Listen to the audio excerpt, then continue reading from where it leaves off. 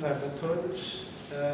Apresentamos então mais um colóquio, este dedicado à micropaleontologia, portanto bem no âmbito dos colóquios de paleontologia que nós temos vindo a organizar desde janeiro e que felizmente temos a nossa primeira convidada aqui presente connosco, a doutora Roda Santos.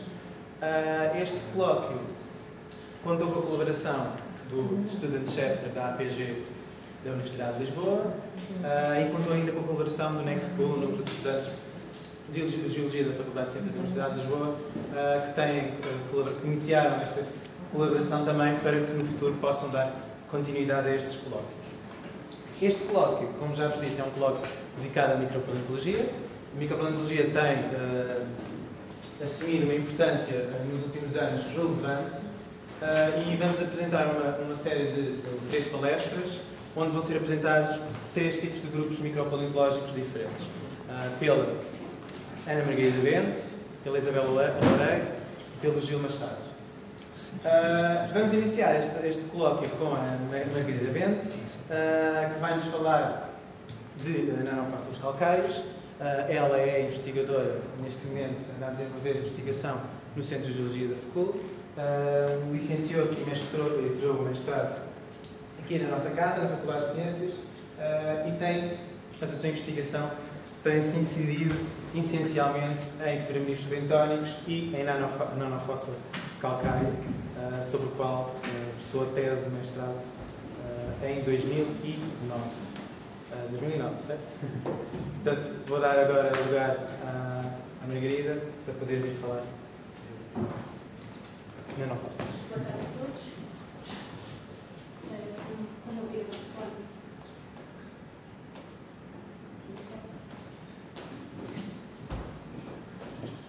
Sou Ana Margarida Bento, venho por este meio explicar o que são nanofósseis calcários e as suas implicações na micropaleontologia. Ora bem, tenho que iniciar esta apresentação por explicar o que é a micropaleontologia. Micropaleontologia é uma palavra que vem do grego e baseia-se no estudo de fósseis de pequenas dimensões, até 5 cm, e que apenas são observáveis com auxílio de instrumentos de ampliação, nomeadamente as lentes binoculares, microscópios ópticos e microscópios ópticos. A micropaleontologia, ao contrário da paleozoologia ou da paleobotânica, não é definida por um grupo biológico, com base no grupo biológico, mas por critérios metodológicos que se prendem especificamente no estudo dos microfósseis. Microfósseis é a designação aplicada a fósseis de organismos que no seu estado adulto têm no máximo 2 milímetros de diâmetro ou fósseis de partes isoladas de organismos maiores que não excedem dos 5 milímetros. Estas partes podem ser ossículos, dentes, carapaças, entre outras. Os grupos de microfósseis mais estudados são os nanofósseis calcários, os foraminíferos, as diatomáceas, os póleos, os estatores e os carófitos. Então, o que são nanofósseis calcários? Os nanofósseis calcários são estruturas biogénicas carbonatadas, geralmente calcíticas, mas podem ser aracníticas, têm dimensões inferiores a 63 milímetros. Isto é um copólito e é constituído por calcite, isto é nanólito, tem dimensões inferiores a 63 micras. Para vos mostrar um exemplo, isto é um foraminífero plantónico, isto é um póreo do próprio foraminífero e isto é uma planta calcária. Ocorrem maioritariamente em fósseis marinhas ou de transição, mas geralmente em sedimentos oceânicos, e isto é um exemplo de uma amostra de sedimento oceânico, sendo todas estas coisinhas brancas que parecem galáxias são da planta calcária, do que é oceânico e mediterrâneo, e podem ter uma importância litogénica, ou seja, quando em grandes concentrações dão origem a uma rocha,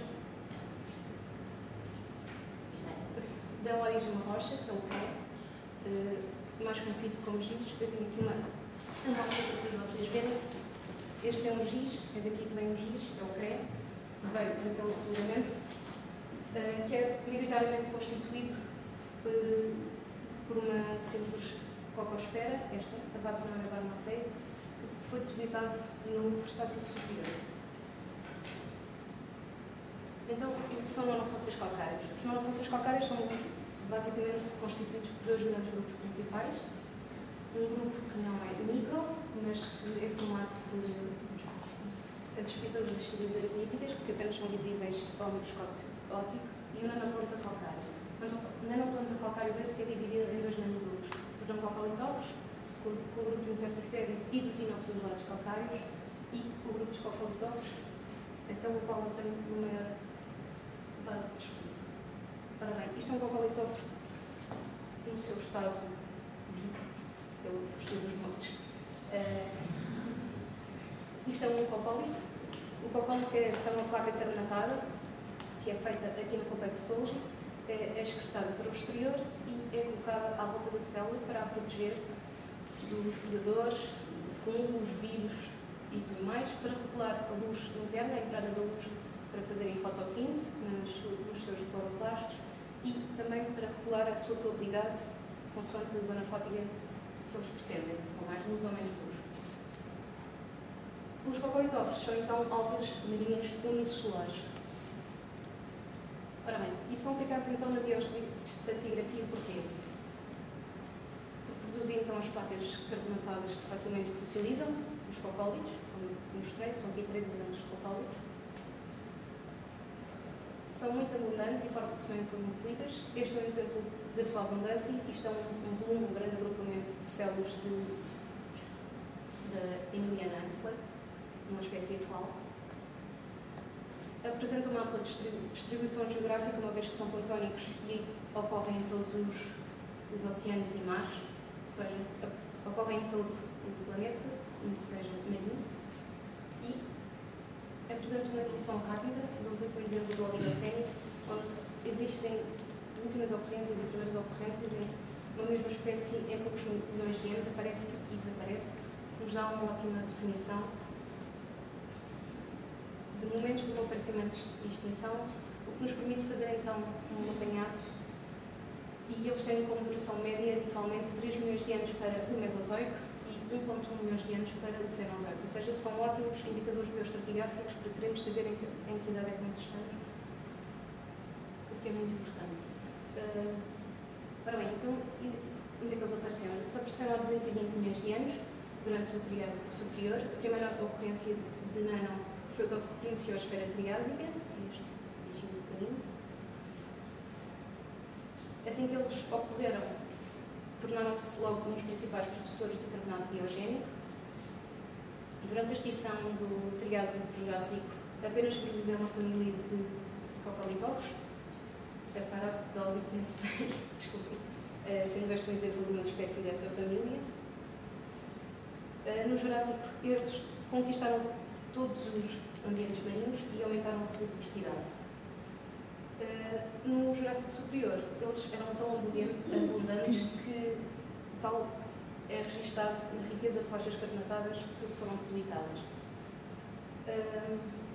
No Cretácico Superior ocorreu um forte pico de diversidade nos anelfósseis calcários, tal está registado nos White Cliffs, como referi anteriormente.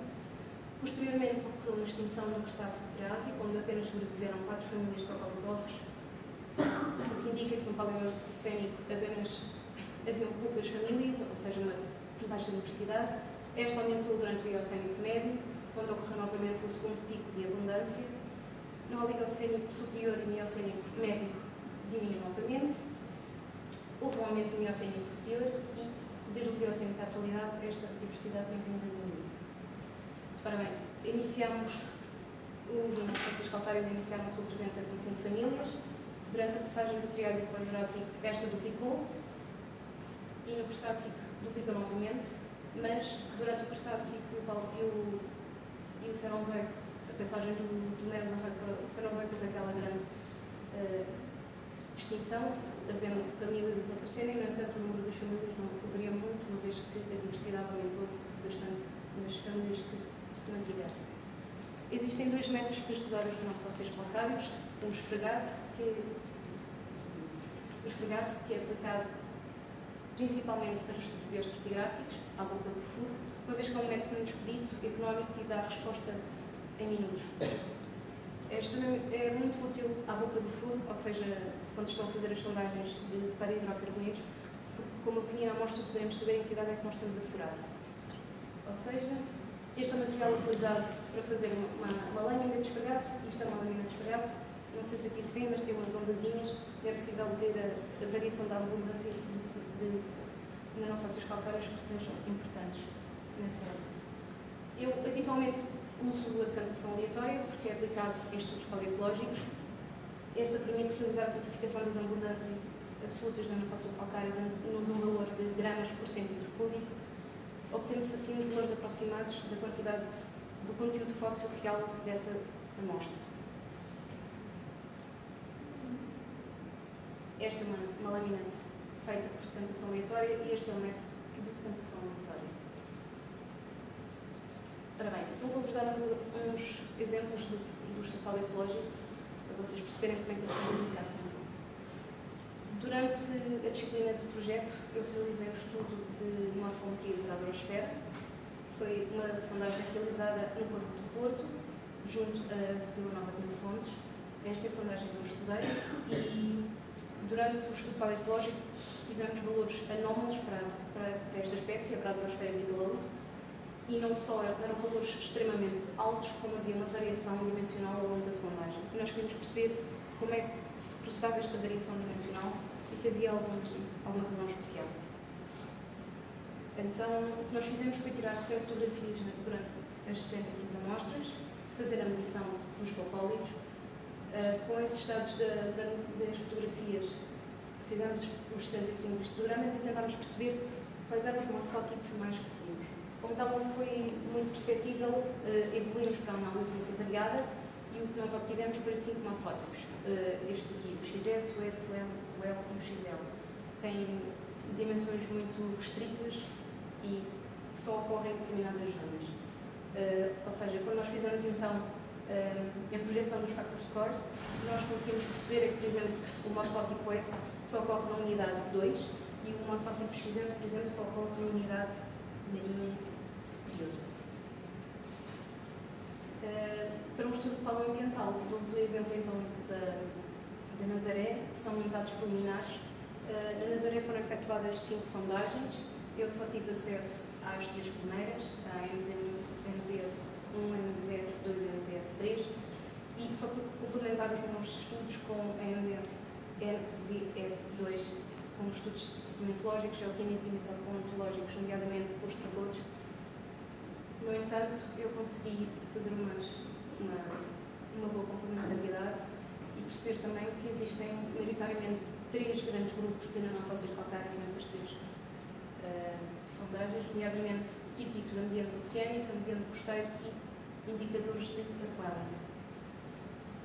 Ora bem, tivemos então estes 3 paleoambientes que foram determinados pelos valores absolutos de nanofósseis calcários, sem recomendabilidade, e o que nos indicou é que, de um modo geral, a unidade marinha tinha esta pequena variação, apenas na MZ3 tal não acontecia tão fervorosamente. Portanto, o que nós achamos melhor foi evoluir no estudo e perceber se a unidade marinha era realmente a mesma ou se poderia estar a dar outro sinal qualquer. E então, nós fizemos um estudo paleoecológico para perceber em que tipo de zonas é que apareciam a dominância dos nanofósseis de nanopolta calcário. O que nós viemos a perceber é que a unidade inferior, o nanopolta calcário dominante é tipicamente oceânico e que na unidade marinha superior, o nanopolta calcário é tipicamente costeiro. Ou seja, durante a abertura dos alvéolos, iniciou-se a entrada de água marinha da massa oceânica por downwelling, ou seja, durante as crises de tempestade, vêm grandes massas de água marinha, ou seja, grandes ondas para dentro do alvéolo, e posteriormente a entrada de água marinha era simplesmente feita com água costeira, ou seja, água da plataforma continental junto ao ponto. E, para dar um exemplo de estudos paleoceanográficos, dou-vos o exemplo da bacia do Lusitano para o Riacho Baquiano, exatamente para o Limense. Os autores fizeram um estudo paleoecológico destes nanofósseis calcários do Jurássico inferior. Estes 3 são os mais importantes para este estudo. A Schizosferella é um nanoplanta calcário típico da zona fótica superior. O Crepidolito escaso e o Nitrolito liaceno são tipicamente da zona fótica inferior. No entanto, o Crepidolito escasos era típico do noroeste europeu e o meteoritos tipicamente da zona inferior, tipicamente mediterrânea.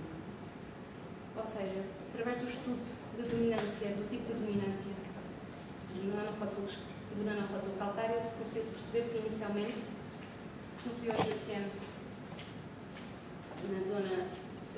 na biozona da Avoia e Margaritados, iniciou-se a deposição com umas comunidades da esquizofrela e tripidolitos crassos, o que nos indica que toda a água que entrava na bacia lusitânica provinha de norte para sul.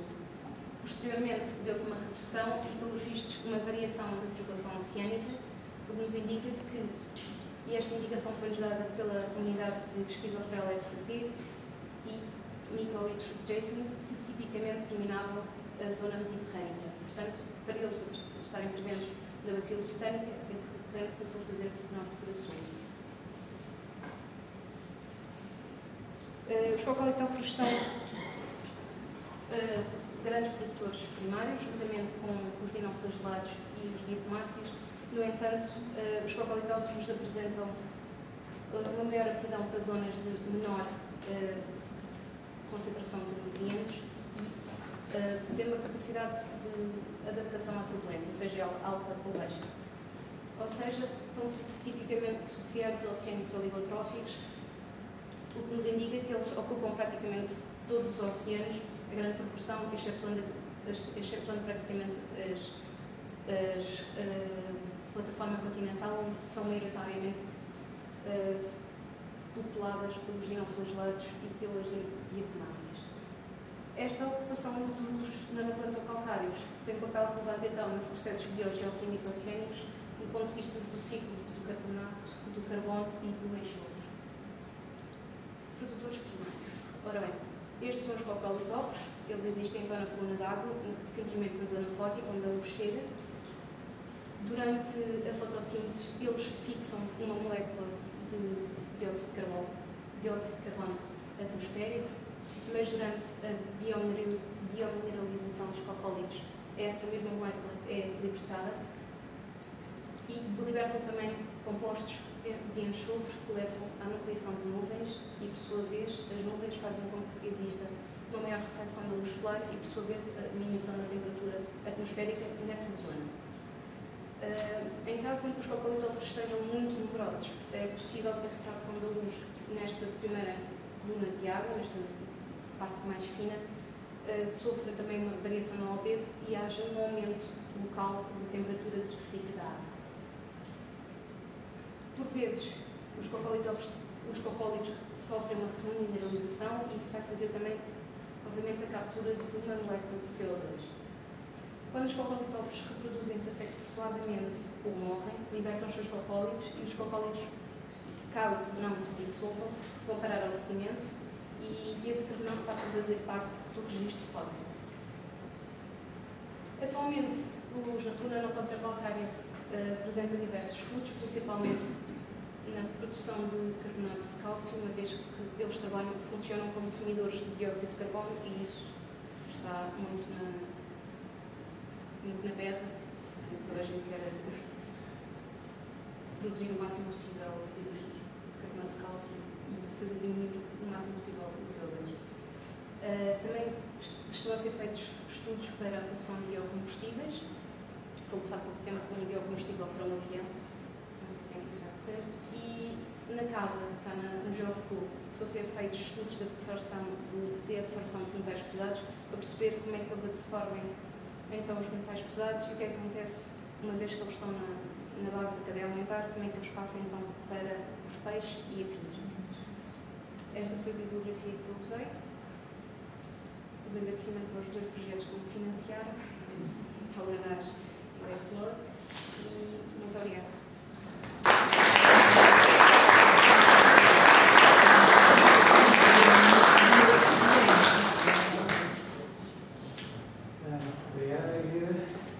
Temos agora um ritual período de questões. Não sei se temos aqui alguns estudantes da casa que não conhecem provavelmente bem este grupo. Não sei se as pessoas que estão aqui presentes estão familiarizadas. Não sei se há alguma dúvida relativamente este grupo. Não sei se tem alguma dúvida. Só queria dizer uma coisa. Em relação aos cocobitófilos, eles tiveram várias alturas em que a variação do número de cocobitófilos foi diferenciada. Isto também estará relacionado com os períodos de glaciação, já que Sim.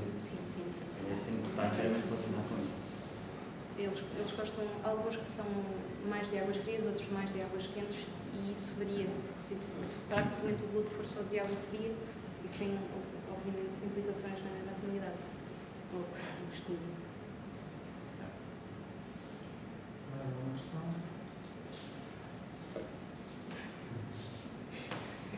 Sabes o que é que aconteceu no Cretácico para que aquela grande produção de 10 horas e meia? Tinham tudo o que precisavam, a temperatura certa, os nutrientes certos, havia poucas outras entidades planctónicas e eles foram oportunistas e desenvolveram-se o máximo possível. Só isso. Uma oportunidade. Mas não é monospecífico. É praticamente monospecífico, sim. Eu podia fazer a amostra e mostrar que esse levar se não era. E depois mostro tudo. Mais alguma questão? Aquele estudo do Canal da Nazaré que mostraste. Não é que não deve dizer. Mas eu posso mostrar. Qual é o Canal da Nazaré? Não. Desculpa, isto não é. Exato. Isto é em terra. Está aqui em Nazaré, isto é tipo uma lagoa que havia, uma pá da lagoa. Posso dizer à frente? Essa correlação, tu conseguiste. Isso é tudo quaternário, suponho. É o Lossano. Portanto, e a estratigrafia não funciona, tu não tens evidência. Não, assim. Essa correlação conseguiste fazer na base da polipologia corresponde também litologicamente. Como eu disse, apenas tenho essa informação na MZ2 e nesta zona, em particular, são praticamente só argilas, por isso sim, tenho uma resposta positiva, só que faltam os outros fatores todos. Mas achas que isso pode ser utilizado, esses critérios, como correlação entre vários. Sim, normalmente acompanho.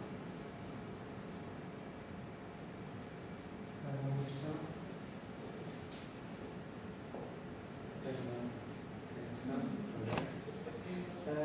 Tu falaste que, no caso do estudo prolífero, que eles usam muito para, ao longo da sondagem, tentar perceber, do ponto de vista bioestratigráfico, onde é que estão posicionados. Para além disso, qual a rotabilidade mais evidente se há? Não sei se estás a par, se estás muito dentro do assunto relativamente à aplicação no estudo de petróleo. Para além dessa identificação bioestratigráfica, qual a utilidade? Normalmente são usados durante a boca do furo, porque nós assim saberemos onde é que estamos a furar. Mas depois cada indústria, consoante a região, faz o seu próprio mapa bioestratigráfico e tem uma melhor percepção das zonas que pretende para explorar, ou a zona que é o melhor selo, ou o melhor reservatório, ou mesmo para saber qual é a rocha-mãe, uma vez que grande parte destes nanofósseis foram os seus, deu origem aos hidrocarbonetos. Isso depende da própria indústria. E há algo, por exemplo, ao nível da diversidade, fala de diversidade, se há algum indicador que nos pode dizer, por exemplo, ok, esta rocha é uma boa rocha-mãe, aquela. Isso depende da própria rocha, depois temos de saber qual é a comunidade que vivia nessa rocha. É isso que nos dá o sinal. Se aparecer X e Y desta espécie é porque estamos na rocha reservatória. Nós sabemos isso em correlação, se Sim, temos. exatamente.